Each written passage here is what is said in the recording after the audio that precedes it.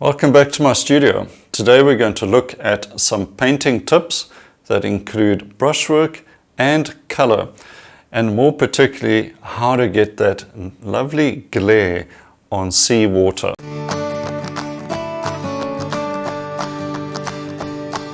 Alright, this may be a simple painting trick to those of you who have been painting for some time, but it is quite challenging for beginners to try and get this effect correct.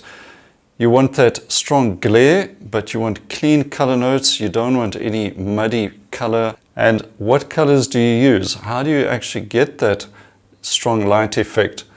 Is it just putting white paint down and hoping for the best? Well, I'm going to show you how I do it. All right, let's have a look at how to go about this. All right, let's have a look at a few color ideas with this concept.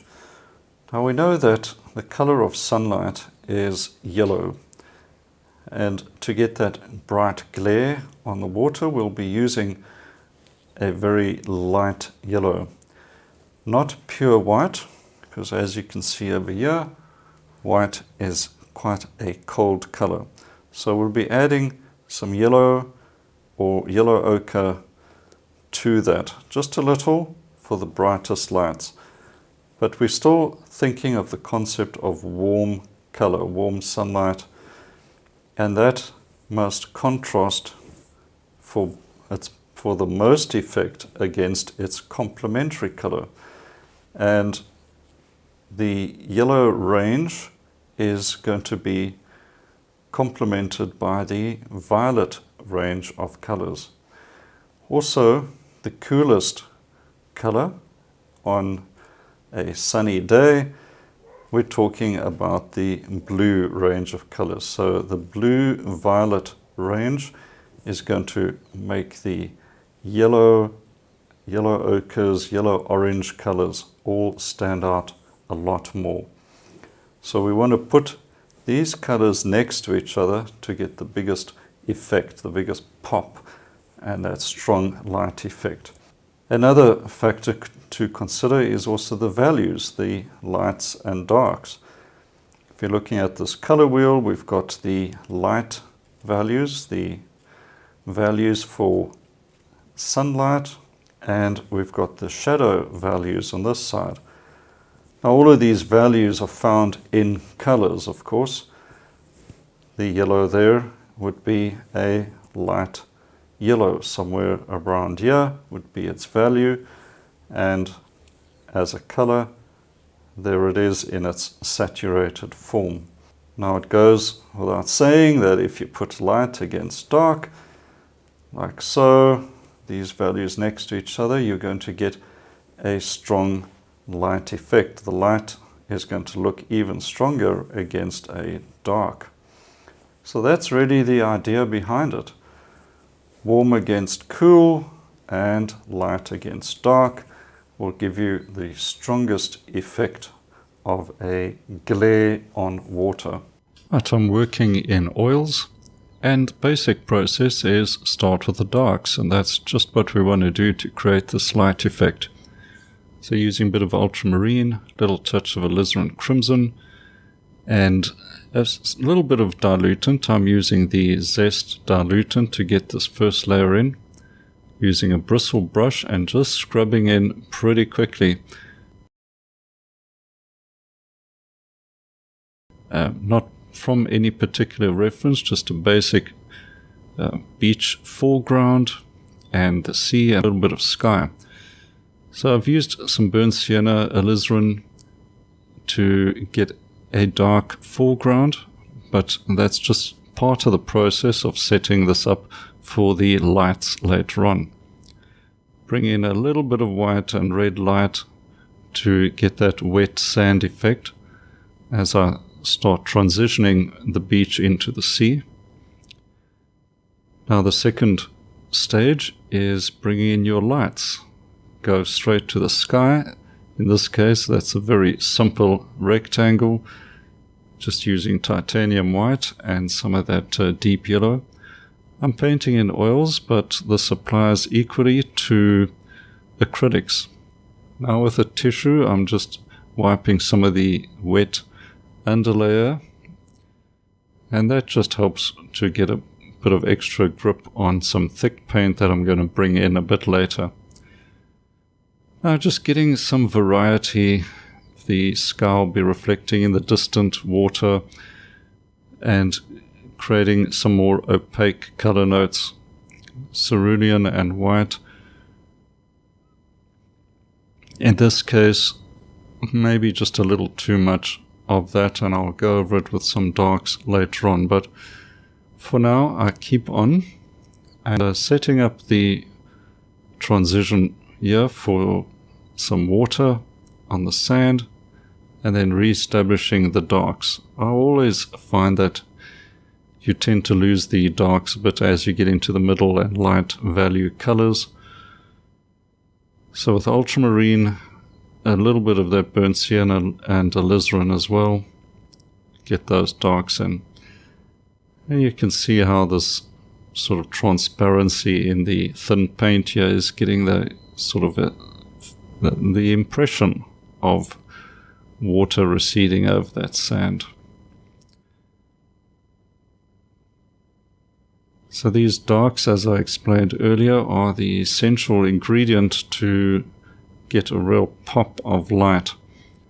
As the light comes forward, the darks alongside it are going to make it stand out even more.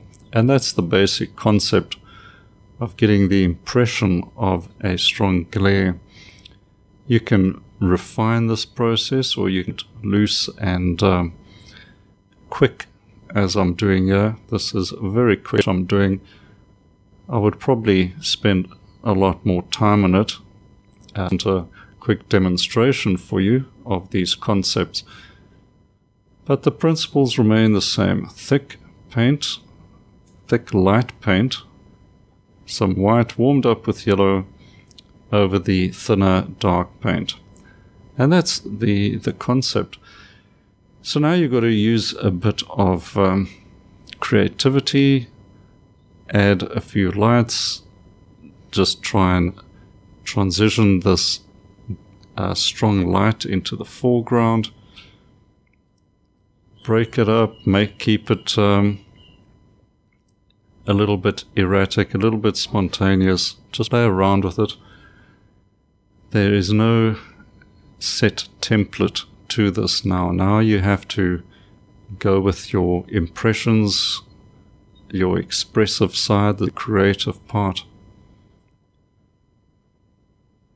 Now to help you get some clean color notes and not make too much mud, you can use a painting knife and simply layer on the light paint like this.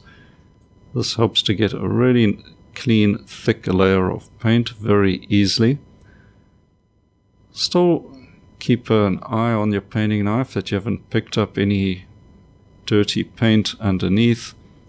Just wipe that off, pick up some clean color again.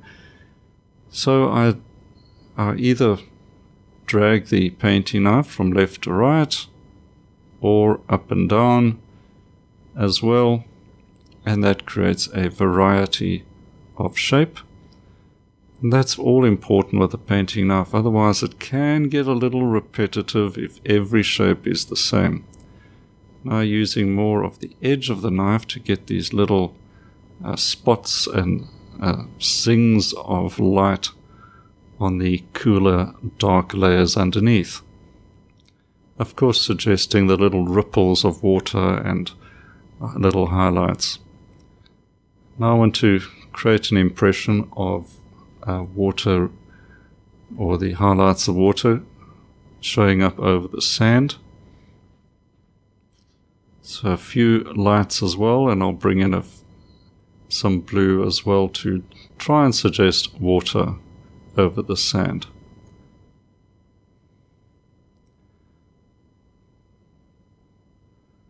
A couple of darks, always good. Could suggest stones or anything like that, but it's really there just to break up a flat surface. Now let's get a bit of that impression of water. Just drag that over.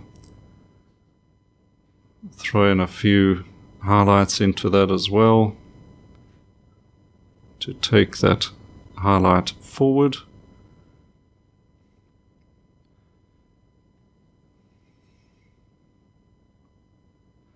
Now we'll try and refine the blues as well around this just a little to soften the edges. When you use a painting knife, things can get quite hard edged, so you've got to be careful with that and soften some of the edges. You can't have everything getting the same amount of attention. Now don't forget using your brush and getting a few spots of highlights here and there. Here, just getting a little bit of softer blue to soften those edges as I was talking about. Just selectively, of course. You can see I brought in a little bit of transparent green to suggest some of waves or swells in the sea, but nothing too detailed, very, very suggestive, keeping it very loose. So the whole thing here is about the light.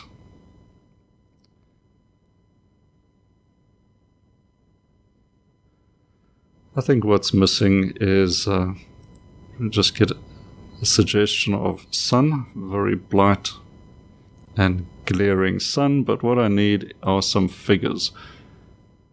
So we'll put a few folks going into the sea, merely silhouettes with a little touch of color perhaps, but it just adds a little bit of perspective, a little bit of interest and life to the scene.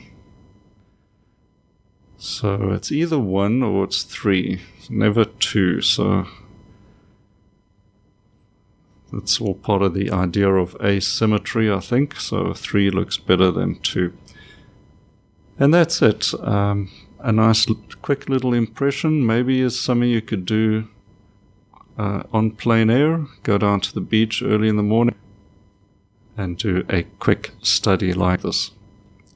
Just a few more of those dark accents to break up the surface a little. Maybe they're rocks, just to get a little variety in the scene. And then that's it. Just remember, warm against cool, light against dark, and you can get that strong light effect in your next painting.